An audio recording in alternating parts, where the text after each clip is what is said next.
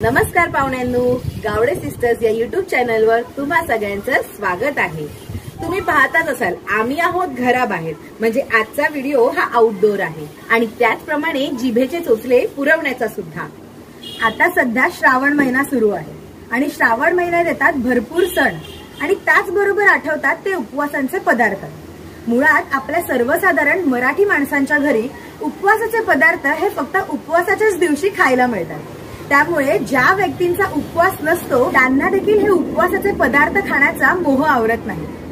त्यात मी देखील आहे। मुळातच आपल्या घरात उपवासाचे पदार्थ हे काही मोजकेच असतात, जसे की साबुदाणा खिचडी, साबुदाणा वडे, उपवासाची बटाट्याची भाजी आणि आमच्या कोकणात साबुदाण्याची पेज अर्थातच खीर हा पदार्थ देखील बनवला जातो।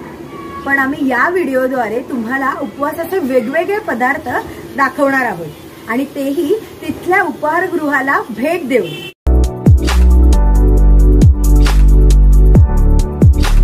तर आज आपण आलो आहोत 80 वर्षाहून अधिक जुनं असलेलं उपहारगृह अर्थातच पणशीकर।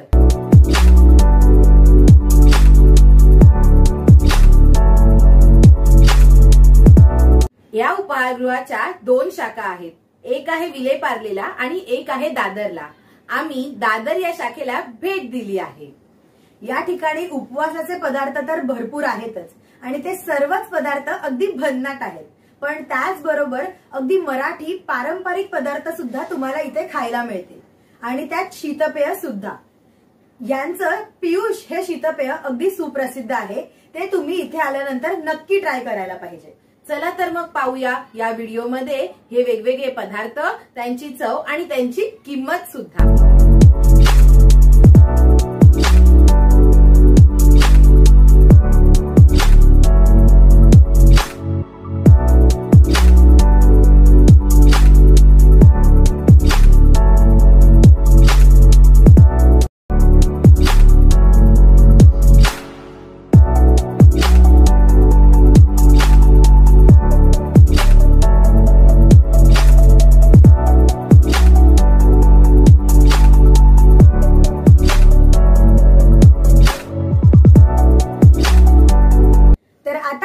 आहे ते उपवासाचं पॅटीस, जे साबुदाणा, शेंगदाणा, बटाटा आणि राजगिरा हे उकडून त्याचं मिश्रण केलेलं होतं।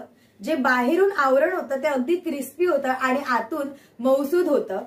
त्याचबरोबर आम्हाला शेंगदाण्याचं कूट आणि दही एकत्र करून चटणी दिलेली होती, जी अगदी एकमेकांना कॉम्प्लिमेंट करत होती।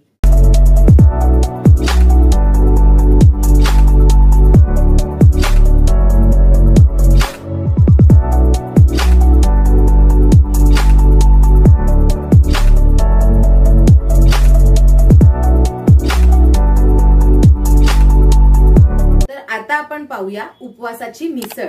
मिसळ म्हटलं की ऑइलीपणा हा आलाच आणि हा पदार्थ पाहूनही मला तसंच काहीसं वाटलं, पण खरंच माझा अंदाज चुकला। या उपवासाच्या मिसळीमध्ये होतं बटाटा, शेंगदाणे आणि साबुदाणा, जे उकडलेले होते आणि त्याचा रस एकदम पुरेपूर उतरला होता। हे सगळे पदार्थ उकडलेले असल्या कारणाने ते पचायला हलके आणि सात्विक होते। त्याचप्रमाणे ह्याच्यावर बटाट्याचा चिवडा देखील टाकलेला होता।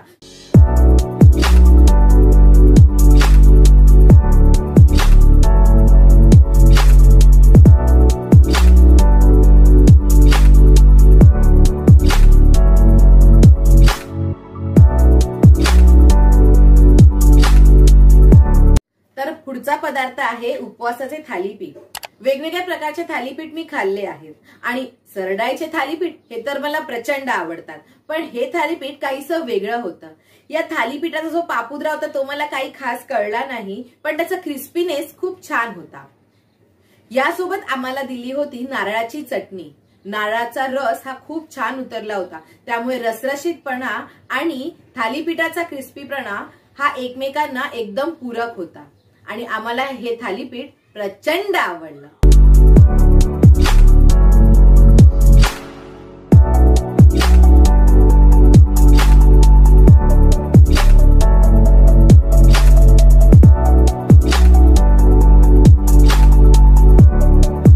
आता हा काही उपवासाचा पदार्थ नाहीये, पण मेन्यू कार्ड मध्ये आम्ही खरवस बघितला आणि तेव्हाच ठरवलं की आता ऑर्डर करायचंच। परंतु इथला खरवस हा जास्त प्रमाणात गोड नव्हता। युजली बाहेर जे खरवस मिळतात ते अतिशय गोड प्रमाणात असतात, पण इथल्या खरवसाचं प्रमाण हे व्यवस्थित गोड होतं। जायफळ, वेलची आणि केसर याचा उत्तम स्वाद त्या खरवसमध्ये उतरला होता। पण एकच कमी वाटली ती म्हणजे हा खरवस जास्त असा स्पॉन्जी नव्हता, पण बाहेर जे खरवस मिळतात त्यापेक्षा 80% हा खरवस नक्कीच चांगला होता।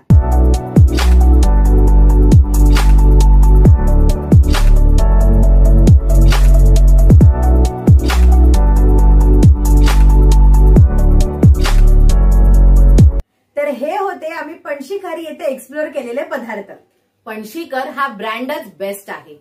त्याचबरोबर इथे स्वीट मार्ट सारखं दुकानही तुम्हाला पाहायला मिळेल, जसे की इथे वेगवेगळे प्रकारचे पेढे, बर्फी आणि काजू कतलीचे वेगवेगळे ऑप्शन्स आहेत। त्याचप्रमाणे इथे वेगवेगळे चिवडेही आहेत, जसे की पोह्याचा, बटाट्याचा, मक्याचा। त्याचप्रमाणे इथे सुतारफेणी आहे, वेगवेगळ्या प्रकारचे लाडूही इथे आहे। मी गेली कित्येक वर्ष या दुकानाला भेट देत आहे, ते म्हणजे खास करून कंदी पेढे घेण्यासाठी। येथील कंदी पेढे हे खूपच सुंदर आणि अप्रतिम चवीचे आहेत। तर तुम्हाला हा खाद्यपदार्थांचा व्हिडिओ कसा वाटला हे आम्हाला नक्की कमेंट करून सांगा।